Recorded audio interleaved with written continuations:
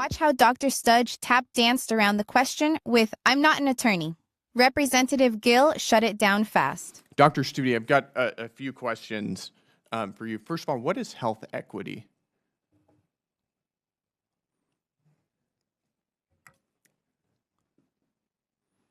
It's the consideration that all individuals have equal access to healthy foods or different aspects of the health system.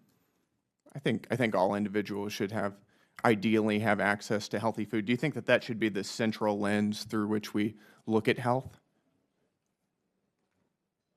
It is certainly an area of research and discussion.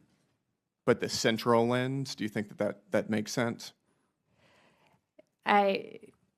You're relating to the work of the 2025 Dietary Guidelines Advisory Committee that the previous administration did ask them to conduct their review of evidence with health equity lens. Well, are you familiar with this article entitled, it was from the American Journal of Clinical Nutrition. It's called Addressing Misinformation About the Dietary Guidelines for Americans? Yes. Okay, and were you an author of this article? Yes. Okay, I thought so. Your name's on the top. It's the second author. One of the statements in this says, quote, "In addition, HHS and USDA have prioritized health equity as the central lens through which all scientific questions will be considered in the 2025 DGAC." Do you think that makes sense? That was the request from the administration, and that was carried in through the charge to the committee. But do you think that this is a proper way to go about promoting nutrition? It is one of the discussion points it's one of the topics that is being discussed. Well, I'm asking if you think that this is a proper way of going about promoting nutrition in the United States. Your name is on this article. My perspective on that is I think it's good to look at evidence in all ways, and that can include through that perspective. Do you think it should be the central lens? I did not. That was the request from our administration. But you don't think that that's is the charge. You don't think that that's proper? I didn't write the specific charge to the committee. Well, your name is on the article. Yes, and the article is talking about what the request was to the 2025 committee. And I'm asking you if you think that is a proper lens to view nutrition through.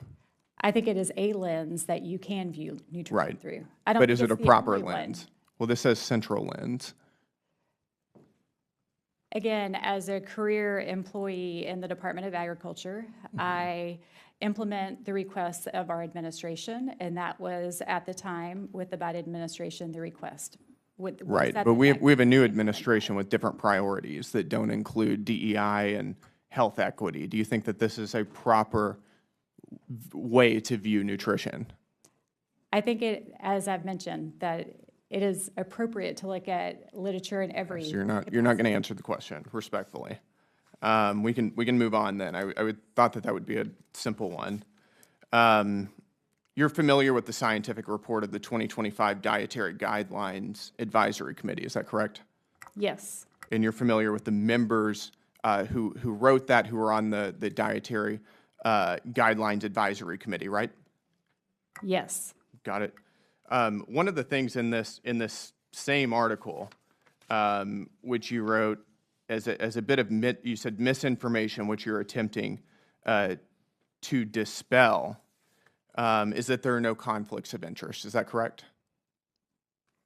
The discussion is that conflicts of interest was considered in the process to establish the Dietary Guidelines Advisory Committee. I think conflicts of interest, whether real or perceived, is an extremely important conversation in nutrition science. Right. One of the members of that committee is a man named Chris Gardner. He's a practicing vegan. He's an environmentalist activist, receives funding from a company called Beyond Meat, which is trying to run cattle producers out of business, wants to move towards plant-based diets.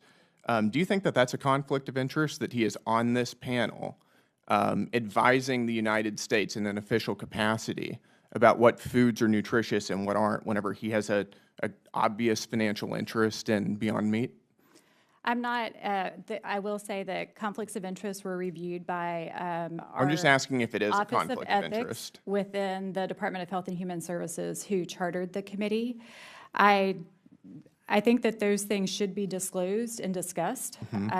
And the department, the administration was aware of those affiliations. So that is a conflict of interest. Is that your testimony? I'm not an attorney in ethics. Neither am I, but it's pretty obvious, isn't it? Well, if you're talking about a financial conflicts of interest, that is something that our ethics attorneys review and assess. So I do not do that review of our members in that process. We do have individuals who support. So your testimony is that you don't know if this is a conflict of interest or not? Well, I will say, I mean, there are processes, and I think part of what the It's just a yes conversation or no is question. with MAHA is should those processes be stronger? Right. It's just a straightforward yes or no question. Is this a conflict of interest or is it not? It could be That somebody perceived who as is a conflict of advising interest, us yes. on what is also nutritious say- food has a financial interest in a business that is trying to run cattle producers out of work. I will say that is reviewed by our Okay. legal counsel I yield my time back. That's looking fine. at conflict of interest.